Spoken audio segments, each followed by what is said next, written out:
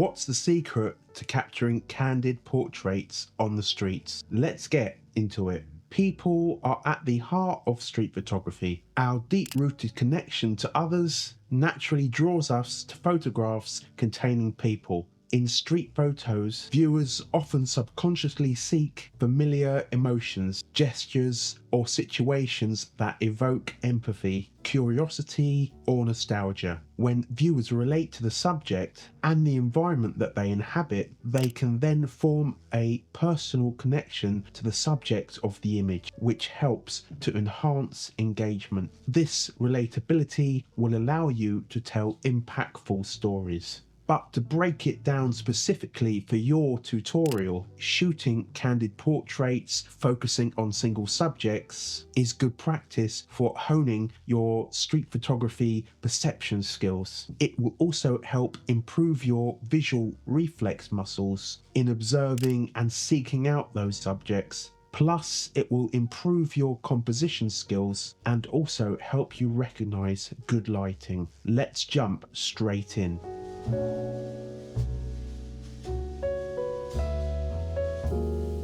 For capturing subjects without getting too close, I use the crop modes on my Ricoh GR3 and GR3X. The Ricoh GR3 has a 28mm lens with a 35mm and 50mm crop mode, and the GR3X has a 40mm lens with a 50mm and 71mm digital crop.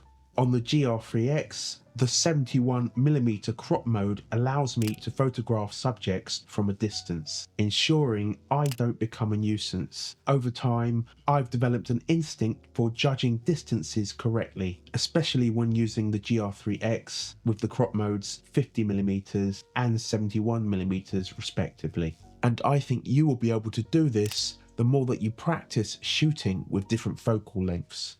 The wider the lens, the more of the scene that you can capture, which is why 35mm, for instance, is a favourite for street photography. It's wide enough to include the environment and your subject. It's a similar situation for 40mm. With 40mm, you can also get most of the environment in and the subject. In this shot that I took at 40mm, I was able to capture this subject gazing out towards the pier and also get a fair bit of detail in the frame, such as this seemingly abandoned bouncy ride. And in this image at the same focal length, you are able to see the subject in this seemingly large indoor flea market, which I think is what makes this photo interesting. If I cropped in on this subject, you lose some of the context of where the subject actually is.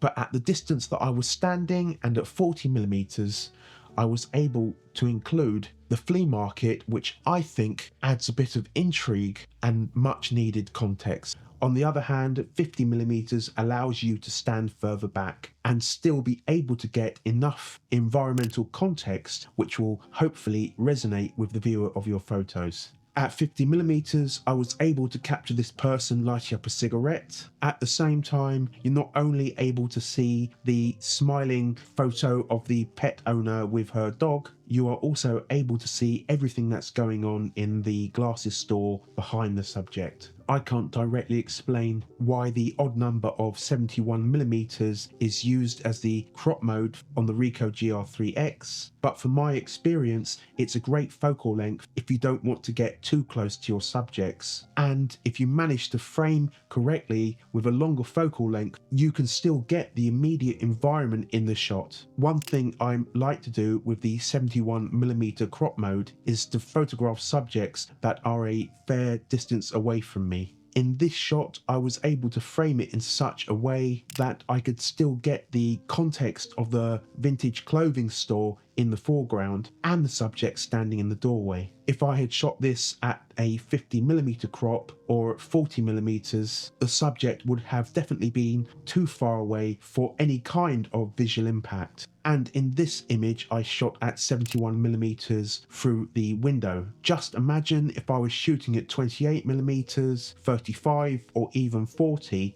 I would have literally had to press my camera up against the window, and that just wouldn't be pleasant for the subject or myself. Therefore, if your camera has crop modes, or you have a camera and you have multiple lenses, experiment with different focal lengths to see what works for you and how you like to work. Test out multiple focal lengths repeatedly. Whether you're using crop modes like me or shooting with different lenses, if you haven't already, you'll soon be able to judge the correct distance to shoot a specific subject from.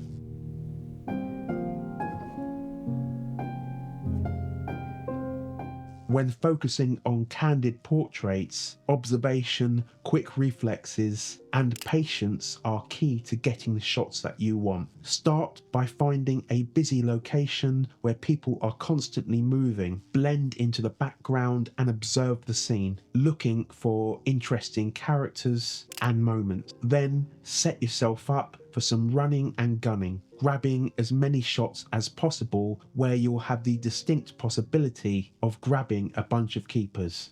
Running and gunning is a particularly useful technique for candid portraits, especially if you're in an area where people are working outdoors or indoors and people are chilling outside cafes or gazing into shop windows. Now, I don't like the term running and gunning. It all sounds a bit slapdash, but the technique really isn't. Randomly capturing people, instinctively photographing subjects that you find intriguing, whilst using your skills and knowledge as a photographer at framing them in an interesting and unique ways, is a brilliant opportunity to increase your perception skills and composition skills as a street photographer.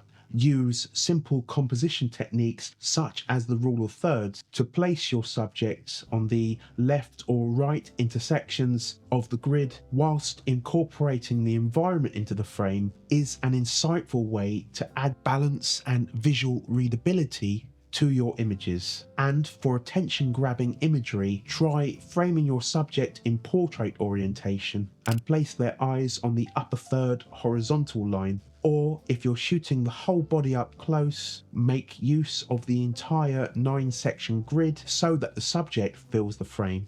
In this simple rule of thirds shot, I wanted to show you how easy it is to place your subject on the bottom left intersection whilst including all of the environment that the subject inhabits in the photograph. Whereas this photo utilizes numerous composition techniques. You've got leading lines on both sides of the frame that draws the viewer into the shop. Then you have a frame, which is literally a door frame. And finally, you've got the subject's head on one of the upper intersection of the rule of thirds, which helps to grab the viewer's attention. None of these shots are particularly difficult to shoot, and the more you practice just using the rule of thirds, you'll find that these framing techniques become second nature to you, and then you can apply them without thinking.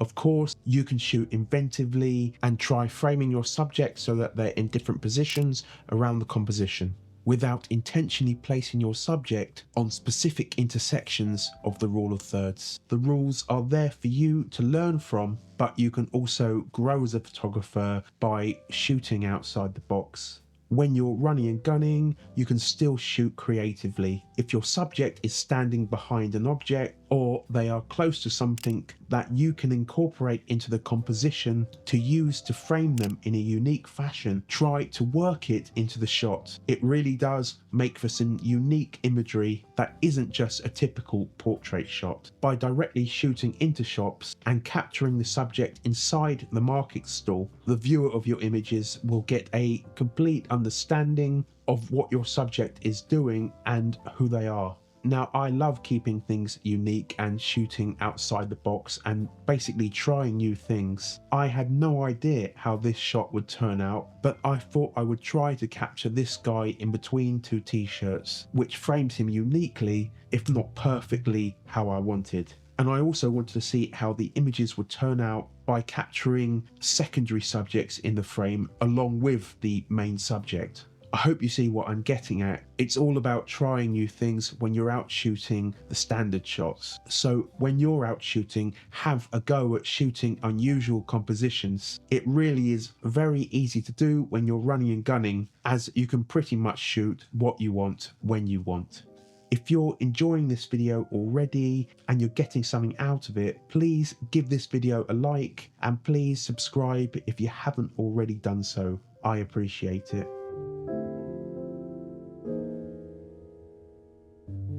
I don't want to go into too much detail on this subject, as I mentioned it in many a previous video, one of which I will link up in the cards right now, but you can also shoot candid portraits using the fishing technique, where you frame up the composition with a potentially good shaft of light somewhere in your image and wait for the right subject to come along and enter that pool of light, and then you take the photo. So you don't have to run and gun to get the job done. That's a bit cheesy.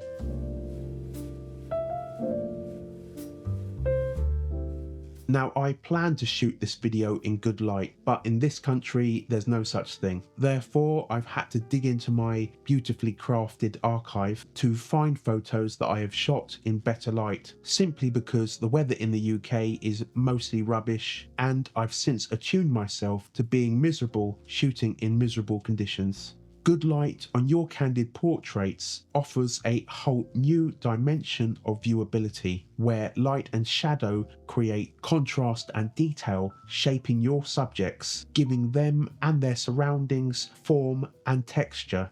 When you shoot in good lighting conditions, I think that the images have a distinct edge, making them more beautiful and attention-grabbing. In street photography, understanding the nuances of different lighting positions, backlight, side light, and frontal light, can dramatically influence the mood and the narrative of your images. Backlight creates a halo effect or a silhouette, emphasizing shapes and outlines, adding an air of mystery or drama to the scene.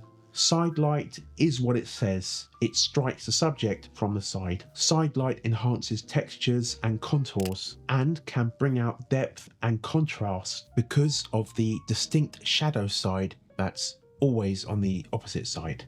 Frontal light, on the other hand, illuminates the subject directly, reducing shadows and providing clarity and vividness to the features of your subject. In these images, the sun was setting behind the subjects, thus you've got that beautiful sunset glow all over the image, and you also have the subject rendered in dark and mysterious silhouette. In this shot, this guy, I think, has an air of mysteriousness about him, which is accentuated with the shadow side and the light side caused by the side light. And in this shot, just look at the depth of detail that is brought out with the light and the shadows. Without those lovely shadows, this photo is boring, especially without the quality of light and shadows that we're seeing. So when you're out and about and you're shooting in what can only be better light than I usually get, pay attention to where the light is coming from so that you can get a deeper understanding of shooting in different lighting conditions, because each kind of light offers unique creative opportunities in street photography. So head out, test out, and enjoy.